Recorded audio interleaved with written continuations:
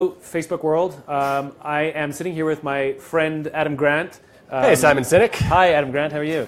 Adam, as you know, is the author of Originals and Give and Take. And what's the name of your new book? Option B. And Option B, his new book with Sheryl Sandberg. I'm a huge fan of Adam's. So this is like totally fun for me to like sit down with him and chat with him. We're doing this spontaneously. We didn't market or advertise it. Here we are. And I've also enjoyed Simon's brilliant TED Talks, Start With Why also, great book, Leaders Eat Last, and actually multiple new books on the horizon now, which is exciting. Yeah. So what we thought we'd do is we would just kibitz for a little bit and a little chat. And if you want to write in questions, we will answer them. We're going to do it for about 10 or 15 minutes. Simon's going to answer them. I'm just going to heckle. No. Yeah, Adam's the smart one here. So write in and we'll say hi. So here's the thing that I want to know about you. How did you, because you've had a long life in academics. I mean, you teach at Wharton, right? How did you find an interest in this? Of all the things you could have done, what steered you in this direction of sort of understanding people and culture and all that good stuff? I never know the answer to that question. I feel like there are all these things that happened that kind of tilted me in this direction, but one of the biggest ones was I became a psychology major in college. I was just fascinated by human behavior. And it wasn't until after I declared my major that both of my parents revealed that they had been psychology majors. And parents are teacher and lawyer, and like I never knew. It never came up.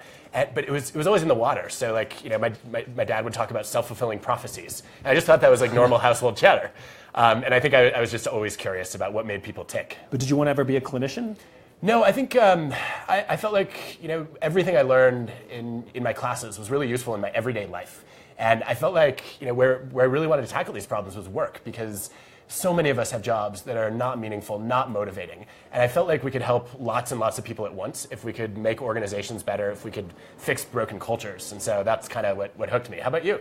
Mine was an accident. Mine came out of pain. I had a small business. I was a small business owner, and I fell out of love with my own work. And I was embarrassed by this because superficially my life was good. Great clients, did good work and all of that stuff. But I didn't want to do it again the next day. And so all of my energy went into pretending that I was happier, more successful, and more in control than I actually felt. And it wasn't until a close friend came to me concerned that I wasn't the same that gave me the courage to come clean about how I actually felt. And then once I did that cathartic experience then gave me the wherewithal and the courage to naturally go find an answer. The answer I found was this thing called the why. And I just started sharing it with my friends. They had me share it with their friends, and the whole thing sort of went off. I love that your why is helping other people find their why. Yeah, to inspire people to do what inspires them. I mean, there's something really poetic about that. Yeah. But I also wonder, you said that you went through this experience of falling out of love with your job. Yeah. Does that mean you were in love with your job? Do you think you can be in love with work? Yeah, absolutely. I think you can be in love with work. I fell out of love with it, and it's sort of when I came to the conclusion, like if I could fall out of love with it and then re-find it, that means anybody could re-find it. And so it sort of pointed me to this belief that fulfillment at work is a right and not a privilege. And we treat it like a luxury. We treat it like somebody won a lottery. Like you go out with your friends and somebody says, I love my job. And everybody goes, oh my God, you're so lucky. Like they won something, But I believe fulfillment is a right, and we have a right to demand it, and leaders have the responsibility to give it. So, I tend to agree with that. One of the points of pushback I get when I talk about this sometimes, though, is like, oh, that's such a first world problem, right? Like work exists to actually create economies and markets and to allow you to provide for your family. And fulfillment is a luxury. How do you respond when you get that? Well, it is a first world issue, but there are people who don't live in the first world who love their work. There is a critical period, of course, which is providing, but then you get over that. And if you're born into a wealthy family, you can walk around embarrassed for your whole life and pretend that you're poor even though you were born into a billionaire family, or you can just be grateful and say, how can I use this for good? And I think in the West, it's like being born to a rich family. We live in a wealthy world, right? And we're born into a rich family. And so the question is, how can we take the advantages that we've been given and at least have gratitude? And I think finding fulfillment in our work and working to help others find fulfillment in their work is the greatest expression of gratitude for the advantage that we've been afforded for no other reason than we won a lottery. We got lucky where we were born. So I think it's disgusting to think that it's only about markets and only about jobs. I think we have to express a gratitude for the advantages we have. Should we do some questions? Okay, we're gonna read the questions, and then we'll both try and do rapid fire so we can do as many of these as we can. Okay, Valerie asks, hi, I'm a school teacher. If you were to come talk to my class, what would you say? Don't invite a teacher to a teacher's class. No, I would probably say that the biggest mistake that I watch students make is they have this idea in their head that they're supposed to figure out what their life is going to be the day they turn 18 or 21. And that's ridiculous. I don't know a single person who's happy or successful who had a life plan. And I think that actually the more structured you are about what you want to do with your future, the less you'll be open to sort of serendipity, the less your peripheral vision will be clear. And I would say you actually don't want to plan too far ahead. And I would suggest practicing the skill of taking care of your friends. It's a lost art, empathy and compassion. And it's not just about you, but I would say practice the skill of not just you trying to get an A, but help your friends get an A. It's not about you just building a well-rounded high school education, but helping your friends helping your friends get that well-rounded high school experience. So what can you do for those around you? And that skill alone, it multiplies over the course of time. Be a giver, not a taker. Be a giver, not a taker. You should write a book about that. Maybe one day. Stephen asks, Simon, what organization stands out as excellent when talking about leadership? We'll both do one. So I like, there's a whole bunch, but here's a public company, which they're harder to find these days. WD-40 is one that I've visited recently. I know, they make industrial lubricants. They make one product, yet they're so devoted to education and learning, and the people who work there love working there. Fantastic, fantastic culture. Further proof that the job that we take, it shouldn't matter what the product is. Like if you take a glamorous product in a glamorous industry, doesn't mean you're going to work at a great company. So be open more to the culture rather than the product. I have tons of favorites. It's really hard to boil it down to just a few. One would be Union Square Hospitality Group. I think Danny Meyer is so good at saying, look, we want to be passionate about serving customers. And to do that, we're going to put our employees first. Another one that I really like is Focus Brands. Kat Cole is one of the leaders I admire most. One of the things that I've learned from her is that your character is revealed not by how you treat people on your best day, but how you treat people on your worst day. And I think she sets a great example for no matter what's going on in her life. She's always thinking about others and trying to help other people succeed. Jeffrey asks, thanks for the work you do, Simon. Any tips on best ways to close investors into your startup? First of all, how are you choosing your investors? Are you choosing them because they're willing to offer you lots of money because they see the investment potential in your organization, or do they believe fundamentally in your vision, and do they believe in you?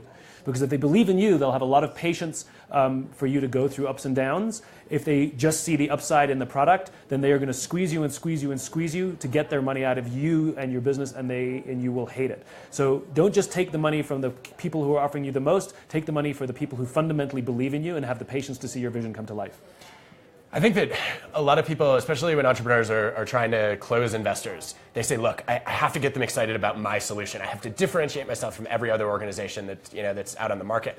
And most investors don't actually care what your solution is. They care about how important is the problem that you're solving and how big is that problem. And so I would actually spend most of your pitch talking about, look, here's the issue that I'm trying to tackle, right? Here's how people's lives will be better if this problem is solved. And you have to get them excited about solving that problem before they even care to know, like, well, what are you going to do about it? Alok, love to see two of my favorites together. It's very nice. Is that a question? Yeah. Thank you. It's nice of us to be together. We don't get to do stuff like this very often, so it's a treat for both of us, too. Lexi, when you have a group that shares a common goal but doesn't seem to have cohesion, how can you start bringing people together so they can trust one another and grow as an organization? I think a lot of that is about finding common ground. I think that a lot of people are like, oh, we're gonna have happy hours, or we're gonna sort of do like group bonding events. We'll have like a company picnic.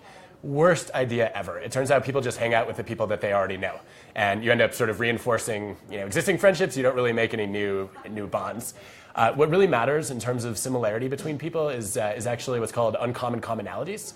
So those are the things that you share with somebody else that are actually unusual or rare. And it takes work to get to those. I remember discovering this first when I was traveling abroad. I went to Panama, and I met somebody who had grown up in the same town as me, and I was like, oh my gosh, we're best friends. Like, we're going to hang out forever. And if I'd met that person in my hometown, we never would have really clicked. It was that sense that we share something that nobody else shares that sort of drew us together. And I think what you want to do is you want to open up the opportunity for people to share what's unique about them. What are your most unusual hobbies? What are your sort of most off-the-wall interests and experiences that you had? And that's what sort of brings people to feel like they have something in common. Let's see. Arno, do you believe the why is dependent on a when? No. when you say when, like when you articulate or when it happens, the why is based on who we are. It's basically an origin story. So for a person, your why is formed when you're young, the experiences you have as a child, the parents, the guardians, teachers, and stuff like that. It's fully formed by the time you're in your sort of late teens, and the rest of our lives are opportunities to live in balance with that why or not. For an organization, the why is the same thing. It's the origin story of the organization. What was the problem that the founder or founders were compelled to solve, the personal problem that they or someone they loved were suffering, where they were so compelled to take the risk and sacrifice to see a solution that eventually became the company. So the only thing that I think matters about when is it has to be something real. It can't be, you can't really build an effective why by opening a magazine, reading an article about a business opportunity and building a company around that. Nobody has passion for that. When they're personal, they're best. So that's where the when matters. One thing to add, there's a book coming out. It's probably the book I'm most excited to read by our friend Dan Pink. It's called When, The Science of Timing. And Dan's trying to explain everything from when should you quit your job to when should you get married to when should you drive a major change in your organization. And I feel like timing is one of the biggest things in life that we have no idea how to plan for, how to react to, and how to control. And I know in my case, the when, it's kind of like you can't time a market. I guess you can try. In some cases, you can predict when we should do something and when we shouldn't. I know in my own career, luck has played a huge part in that. My TED Talk, for example, the first one that went viral, I know that when I did that, the luck was TEDx was still a relatively new thing, and there weren't that many TEDx talks. And so to stand out, amongst those TEDx's was a lot easier. If I were to do that same TEDx now, I don't think it would have nearly the success. I would get buried because there's just too many. So the ones that do pop out now are truly, truly exceptional. I don't think that would have been the same for me. So for my win, it was just dumb luck. Tony, so tell once again how you build a great team in real life. IRL. I don't know. I just study this stuff. Is my instinct. I think there's a ton of research on great teams. Richard Hackman's book is probably my favorite. It's called Leading Teams.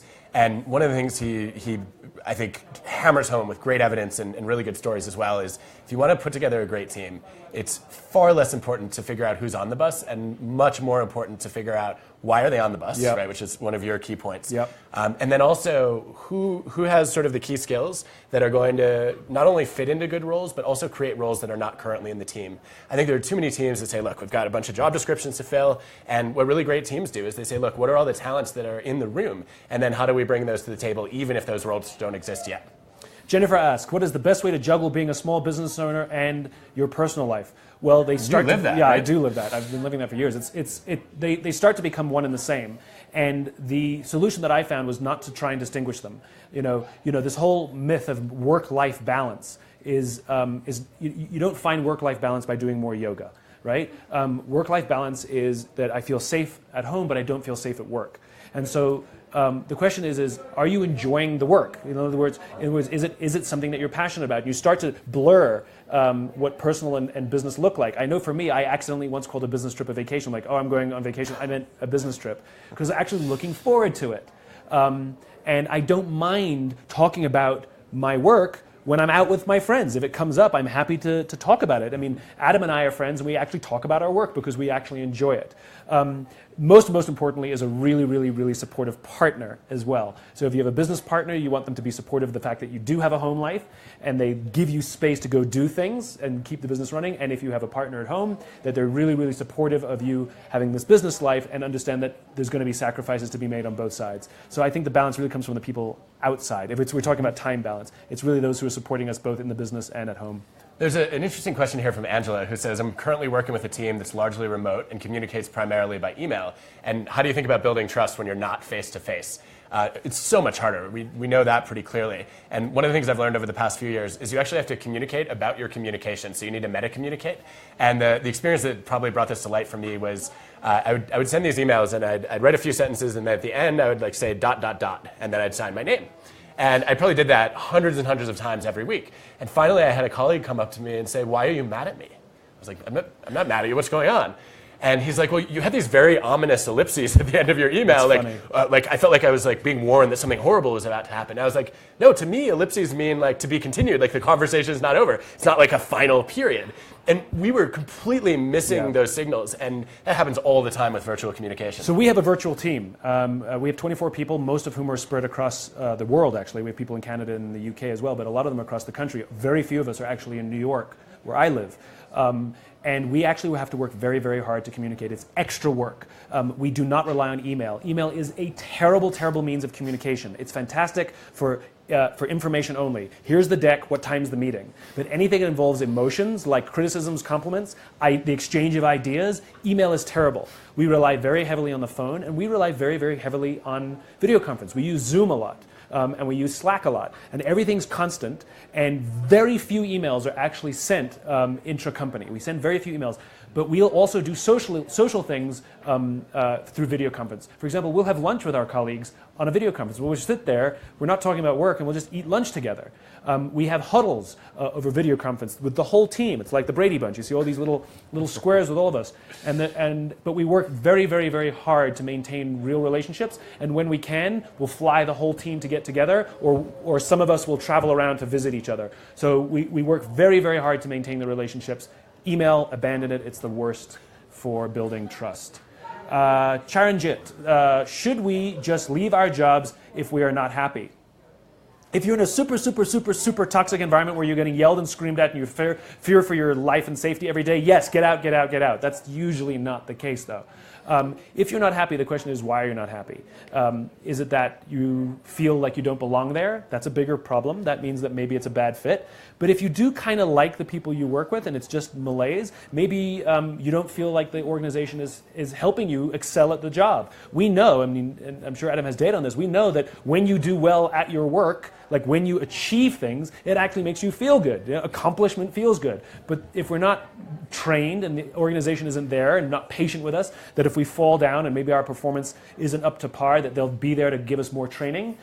So I would consider the environment, and also be the leader you wish you had. Because if you're not happy, odds are that somebody else who you work with is also not happy. And instead of worrying about yourself, commit yourself to their happiness. It's crystal clear that when people commit themselves to helping somebody who's suffering the same thing that they're suffering, they're more likely to overcome the challenge themselves. Jonathan wants to know, I have a talented millennial working for us, but a siege mentality. And by that I mean that they don't like to share workload or accept help and listen to guidance. How would you approach that? The first thing I would say is we have to be really careful about using stereotypes there. So we don't know whether that's because the person's a millennial. And if you look at generational differences data, it's much less about the generation they belong to. It's much more about how old they are, as well as what their personality is. So I would actually rephrase the question to say, look, I have a talented person working for us who, for whatever reason, doesn't like to share workload, accept help. And I think the first thing that you try to do there is you recognize that help seeking is a source of strength.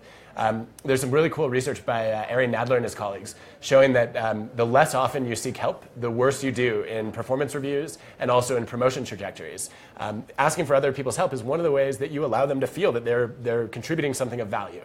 And you don't want to overdo that. You want to make sure you're asking questions or seeking guidance in areas where they have real expertise. But when you do that, you're actually showing people that their contributions matter. And I think that as you show people, look, this can be something that enhances your career, not just something that might destroy it. It's a lot easier for people to be willing to collaborate. And practice empathy. The fact that they're unwilling to share workload or accept help, instead of criticizing them, wonder if they're okay. Go up to them and say, hey, I noticed that you won't let anybody help you. Are you okay? Like, I'm sure you have everything under control, but like, it's okay to accept help. Like I'm worried about you because if you think you can do everything by yourself, it's going to crash. It's going to crash, and I want to be there for you. So there's probably something underlying, an insecurity or something, or a fear of something that's underlying both of those reactions. You won't necessarily find it after one conversation, but if they start to see you as somebody who they trust, that you offer them a circle of safety, they're more likely to open up to you. Don't expect them to do it the first time. Don't just expect it just through Q&A, but constantly trying to be there for them and show that the help is legitimate. And you don't judge. You can say these things too. I've had the same issue with somebody on our team. She wouldn't accept help, and she was wanted to display because she felt that if she accepted help, that I would judge her as weak. And so I would have to say, hey, you do realize that I think you're stronger from asking for help, and I think you're weaker for not asking for help. So noodle on that. So we have time for, it looks like, one more question. Let's take Kali. What's the best way to spread culture to leadership above you? So my favorite way to do this is you identify a group of people who want to see the same changes that you do. And then you get together with them, you identify some potential advocates who are above you in the hierarchy. You go to those people and you say, look, I have a group of people who are all excited about improving this culture. Here's the change that we want to see. We would love your advice on how to pursue that. And the great thing about advice seeking is, to paraphrase Benjamin Franklin, we all admire the wisdom of people who come to us for advice. Let's face it, they have really great taste. They knew to come to me, right? And because of that, they're much more likely to be in a good mood. It's kind of flattering to be sought out. And then they also, to give advice, they have to take your perspective. So they have to think about, well, why would that culture change be good? And once they do that, they're much more likely then to actually step in and help to support it and make that change a reality.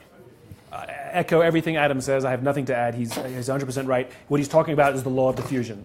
He's starting with the early adopters, and you're identifying those early adopters as opposed to trying to convince the majority or the laggards. He's bang on. And Brene Brown's work reveals this, which is we build trust not by offering our help, but by asking for it. You're more likely to build a trusting relationship with that more senior person simply by going to them and saying, can I ask your advice for something we're struggling with? So Simon, I'd love to ask your advice, but I see we're out of time. Oh, we're out of time, yeah. But I trust you.